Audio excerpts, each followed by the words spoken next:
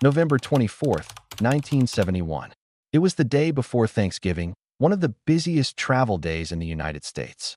Airports across the country were crowded with families, business travelers, and college students hurrying home for the holiday. At Portland International Airport, the atmosphere felt busy but routine. Among the crowd stood a man who appeared completely ordinary. He looked to be in his mid-40s, clean-shaven, composed, and dressed in a black business suit.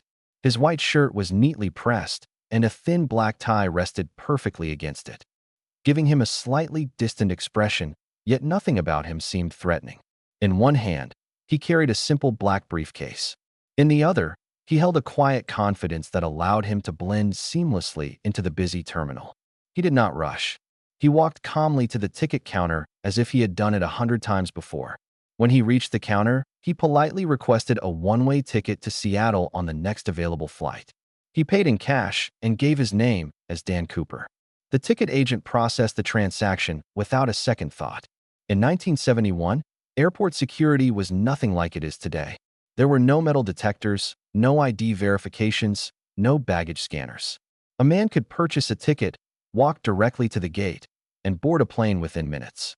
There was no reason to suspect danger. Cooper thanked the agent and made his way toward the boarding area. Soon, boarding was announced for Northwest Orient Airlines Flight 305. The aircraft was a Boeing 727 scheduled for a short flight from Portland to Seattle. Inside the cabin, everything felt calm and predictable.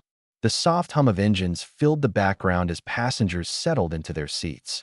Some buckled their seatbelts and unfolded newspapers. Cooper chose a seat near the rear of the plane. He placed his briefcase carefully beside him and adjusted himself comfortably. As the aircraft taxied toward the runway and lifted into the cloudy afternoon sky, Cooper remained still. He was simply another businessman traveling north for a brief trip. After a few minutes, he reached into his pocket and removed a small folded piece of paper. He looked up and signaled to one of the flight attendants, Florence Schaffner. Cooper handed her the folded note without saying a word. Florence glanced at him briefly, then took the note casually. But Cooper leaned slightly closer to her. His voice was calm. He said, "You better look at that note. I have a bomb." The words froze her in place. Her heart began to pound as she slowly reached into her pocket and unfolded the paper. Her eyes scanned the message, and her breath caught in her throat. He wanted $200,000 in cash. He wanted 4 parachutes. He wanted a fuel truck waiting in Seattle. Then, without hesitation, he slowly opened his briefcase. Inside, she saw red cylindrical objects connected by wires. A battery was attached to the system. A wave of fear moved through her body, but Cooper remained perfectly calm. Florence knew she had no choice. She nodded slightly, trying to remain composed, and carefully walked toward the cockpit. Each step felt heavier than the last. She could feel her pulse racing in her ears. When she reached the cockpit, she informed the pilots immediately. The captain listened carefully, his face growing serious as he understood the gravity of the situation. Without alerting the passengers, he contacted air traffic control on the ground. Authorities were notified. Emergency protocols began quietly unfolding below. In an instant, the routine flight had transformed into a hostage situation. Dan Cooper remained in his seat, silent and patient.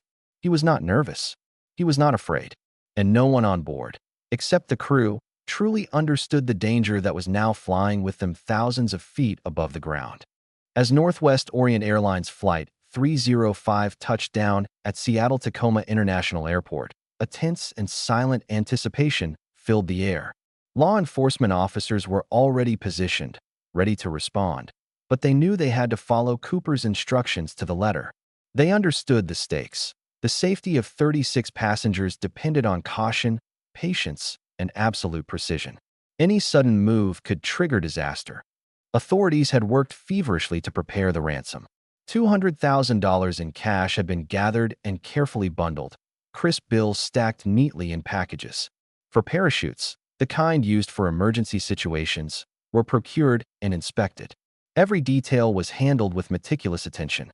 Negotiators, armed with decades of experience in hostage situations, monitored the situation closely, communicating with the crew and assessing Cooper's demands. They knew one wrong move could turn the situation fatal. Inside the plane, Dan Cooper remained seated near the rear.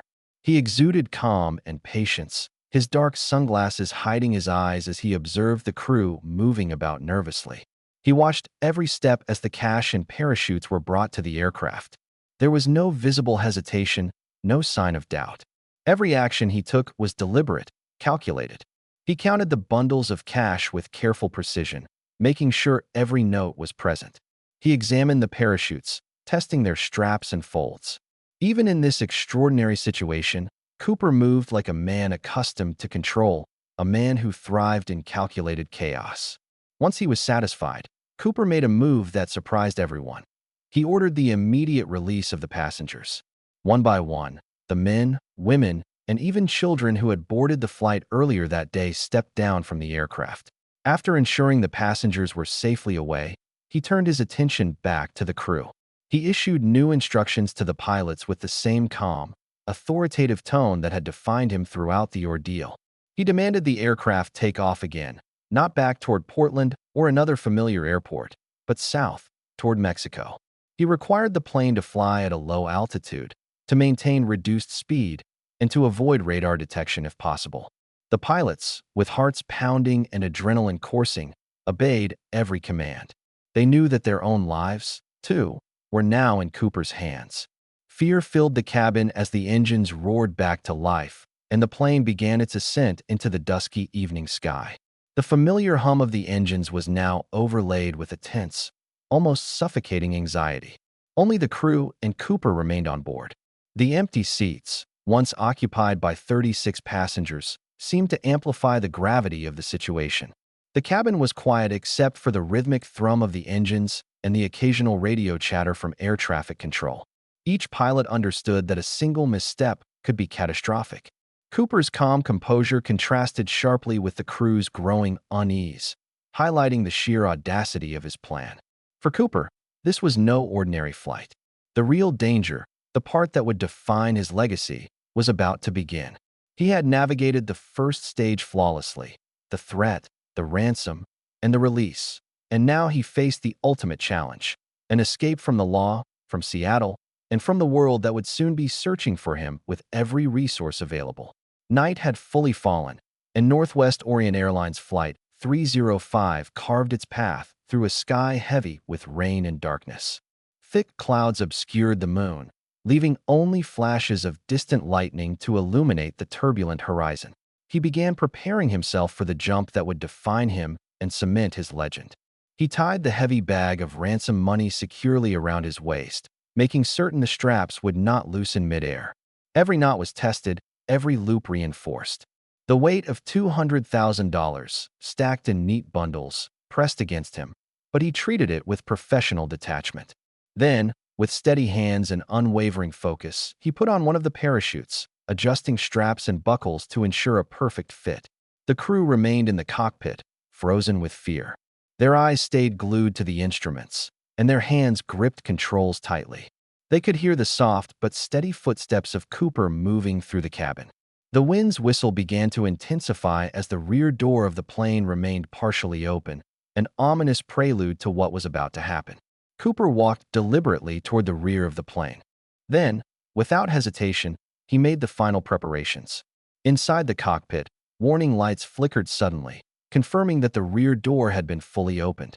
Cold, wet air poured into the aircraft, swirling violently, carrying the smell of rain and ozone.